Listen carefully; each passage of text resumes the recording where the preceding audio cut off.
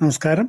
നമ്മുടെ രാജ്യത്ത് കഴിഞ്ഞ അനേക വർഷങ്ങളായിട്ട് നൂറുകണക്കിന് ജഡ്ജിമാർ ഹൈക്കോടതിയിലും സുപ്രീം കോടതിയിലുമൊക്കെ കേസ് കേൾക്കുന്നതിൽ നിന്ന് തന്നെത്താൻ പിന്മാറിയിട്ടുണ്ട്. അതായത് ദേ റെക്യൂസ്ഡ് ദംസെൽസ്. പ്രമാദമായ കേസുകളിൽ അവരുടെ നിഷ്പക്ഷത പാലിക്കാൻ അവർക്ക് പറ്റിയില്ലെന്ന് തോന്നിയാലോ അല്ല കക്ഷികൾക്ക് സംശയം ഉണ്ടെങ്കിലോ ആണ് ഈ പിന്മാറ്റം. ഇവിടെ ഒരു ജഡ്ജിയിൽ വിശ്വാസമില്ലെന്ന് അതിജീവിതയും പ്രോസിക്യൂഷനും പറഞ്ഞ് പരാതി കൊടുത്തിട്ടും കടിച്ചു തൂങ്ങിക്കിടന്ന ഒരു ജഡ്ജിയാണ് നമ്മുടെ ഈ വിധി പ്രസ്താവന നടത്തിയത്.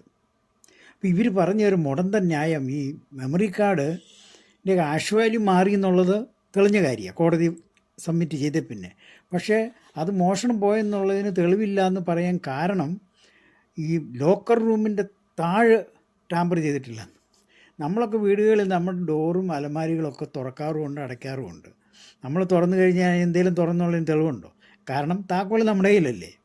എന്ന് പറഞ്ഞാൽ ഈ മെമ്മറി കാർഡ് സൂക്ഷിച്ച ലോക്കർ കോടതിയുടെ ആൾ തന്നെ തുറന്നെടുത്താൽ പിന്നെ എന്ത് തെളിവാണ് അവിടെ കിട്ടുന്നത്? അപ്പോൾ അതാണ് ഒരു ന്യായം പറഞ്ഞത്. അല്ല, ഹാഷ് വാല്യൂ മാറിയത് എങ്ങനെയാണെന്ന് കണ്ടുപിടിക്കാതെ എവിടെ മാറിയെന്നോ കണ്ടുപിടിക്കാനുള്ളൊരു അന്വേഷണം പോലും നടത്തിയിട്ടില്ല.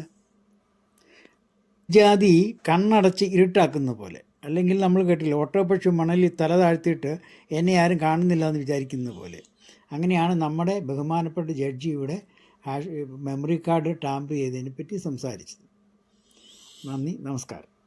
ചാനൽ ഇഷ്ടപ്പെട്ടെങ്കിൽ സബ്സ്ക്രൈബ് ചെയ്യണം, ഷെയറും ചെയ്യണം. ഞാൻ ക്യാപ്റ്റൻ ജോയ്.